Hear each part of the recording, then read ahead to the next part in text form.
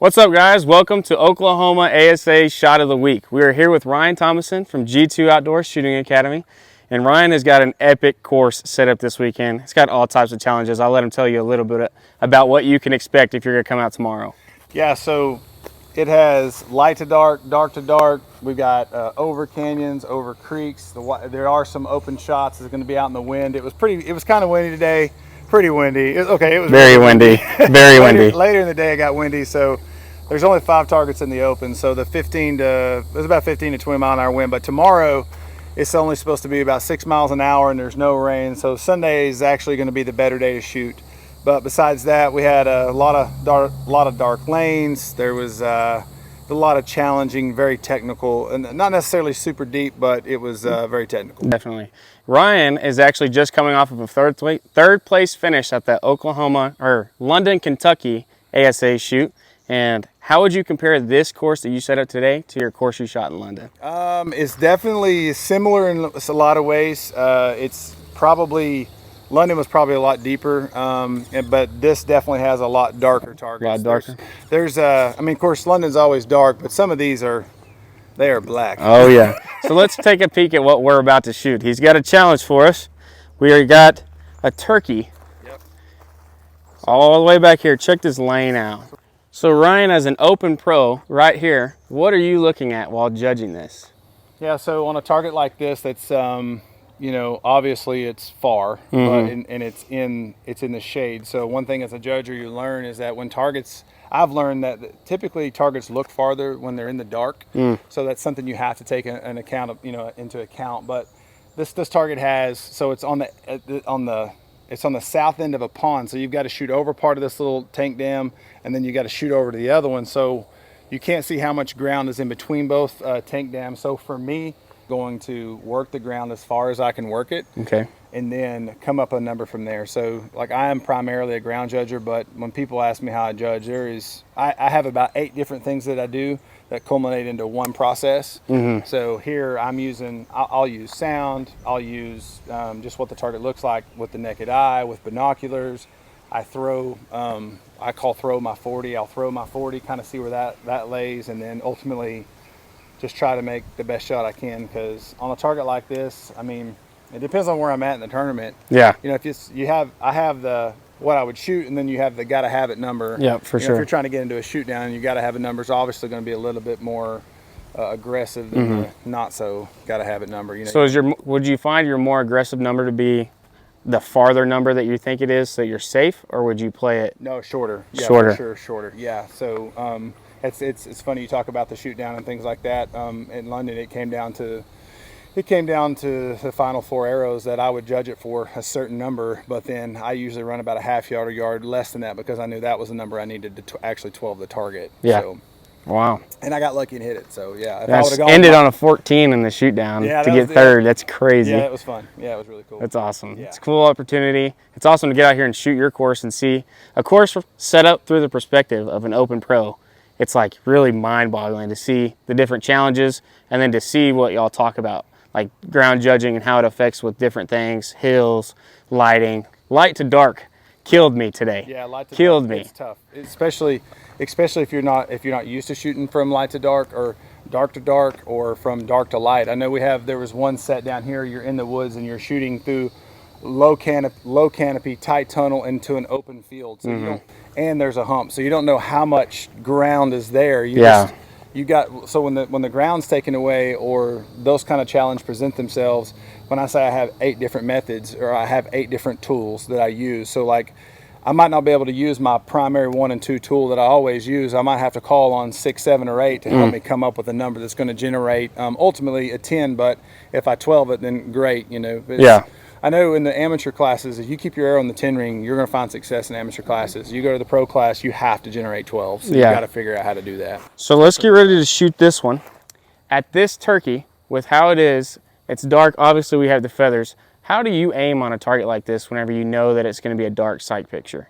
So if I'm going to aim at this target, then obviously I can see it's dark. It's next to the big black tree, and you have the white. So I'm going to glass him. I'm going to find the centermost bottom part of that 10 where the 12 is. Okay. And I'm gonna get my point of reference from the white in his wing. But you On also the have a wings. left to right wind right now. You Yeah. can feel it. So we've got a south wind. It's blowing in left to right. I'm gonna hope that these trees cut this wind down a little bit. So, but I'm still gonna aim probably left side because how strong the wind is. It's pushing.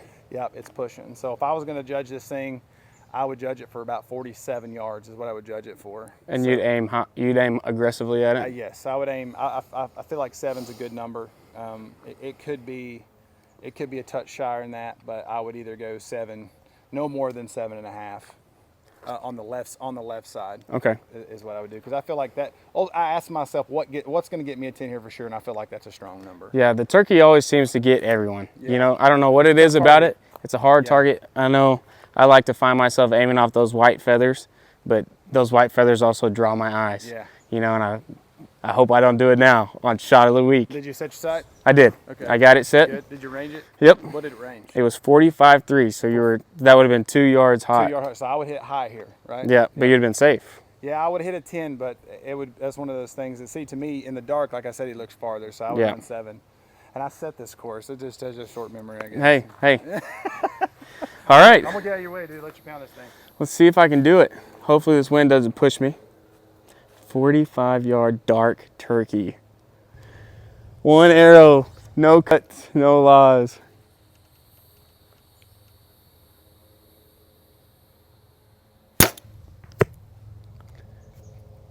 I can't see it, it's so dark. So dang dark. I think I got pulled into the white feathers like I was. Did you go left? I did. Down here. I'm gonna move the arrow into the 12. So see, as you can see here, we just went over the first hill. We're in the pond and we're about to go back up and over and around to the target. It was a tough dang shot. Tough shot. Yeah, it's tough. Oh my God, I 5'd it. Hey, Pro. That's me, the pro, not him. So yeah, see, as I got drawn, that darkness, all I could see was that white. And I said, go midway. And obviously lost my pin in that dark. And I was way off. You love to see it. my point of aim would have been right about here. I would have favored this side with 7, it was 5. So I would hopefully I would have caught an upper right in here somewhere is probably where I would hit. But I wouldn't have called upper. I would have felt like that target was farther than what it was. This was a really challenging target in this dark. Plus he's quartered a little bit. Definitely. So. Yeah, and it's just all in all a tough target. Dark. Even if it was a light target in here in this dark alley, it would have been hard. Yeah, absolutely. For sure. Dang. All right, one thing I wanted to hit on really quick. As you can see, G2 Outdoors Shooting Academy. I wanted to give Ryan an opportunity to talk about what that offers because we have so many people, different levels, different ages, they want to get into archery. So what will G2 do to you as an archer if you attend it? So we have 3 different level of classes that we offer. We have the Foundations of Archery, which is exactly what it states. It is for the very beginning archer that's never shot a bow, but it's also for an archer who's been shooting a bow for 30 years that's never had any kind of professional instruction or teaching. So I take them through a 3-week course. It's 1 day a week, so for 2 hours a day.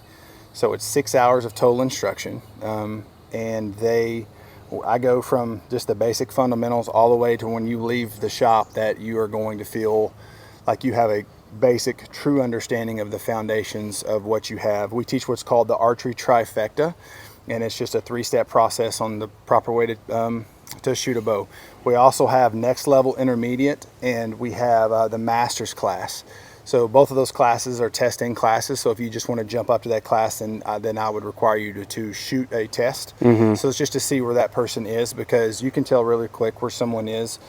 Skill level wise, just by a couple of short tests and things like that. As you can see by the video that we just did. The foundations, it sounds like it's a beginner's class, but I can make it a beginner's class. But I've only had 2 people test out to do the other classes, and those guys, they're really on the semi-pro level of shooting. So I really strongly recommend someone coming through the Foundations of Archery because there's a lot of good information there. So what time of year are these classes? Are they year round, just whenever you sign up, and where would you go to sign up? So they are, it's a great question. So they are year round. We actually have new classes that are about to kick off June 10th and the 11th, so Okay. Monday. Okay. So Monday and Tuesday, if you'll go to the G2 Outdoor Shooting the Cage page on Facebook, we have a link there, and on our Instagram, G2_OSA, there's a link in the bio there that you can sign up, that you can click it, you can sign up. An instructor will get back to you if you want to take the class, and we'll schedule a in-house, just face-to-face, where we can go over the equipment and prepare them for that class so there's not any lost time. So I got you. I we, got you. we have some spots open. We have some people signed up for next Monday and Tuesday, but there are a few spots open. Okay. Yeah, take advantage of that, guys. There's a lot of wisdom out there. Fundamentals of archery are huge. That's what we often skip over. And if we take the time to focus on that, we can all improve. I also offer private coaching as well. So if somebody's, especially in the 3D game, so if someone's wanting to learn how to judge or learn how to game plan or manage or things like that, we offer that at the academy as well. So but they'll work one-on-one with me on our private range and things like that. So it's pretty cool. Heck yeah. Yeah, guys, Ryan, you can reach him on Facebook, and he's got his own Instagram and stuff. But just reach out to G2 on Facebook and look at their page and see what they offer. Are we going to see any 3D or indoor tournaments this year? Absolutely. At Jackpots at your place? Yeah, Jackpots will hopefully kick off about September. We'll do the Jackpots, and of course we'll have our Southern Oklahoma shoot down in January, which we kicked it off last year, but hopefully it's going to be a whole lot bigger this year. We're going to have, hoping to do a shoot down, spotlights, all that kind of stuff. So we'll see how it goes. Heck yeah. It's going to be an awesome time, guys. We still have some qualifiers left for Oklahoma this year, and then we have the state shoot. Still got opportunities to get out and shoot. We have another shoot this weekend in Chelsea that happened today and tomorrow, but we hope to see you guys. Thanks for tuning in.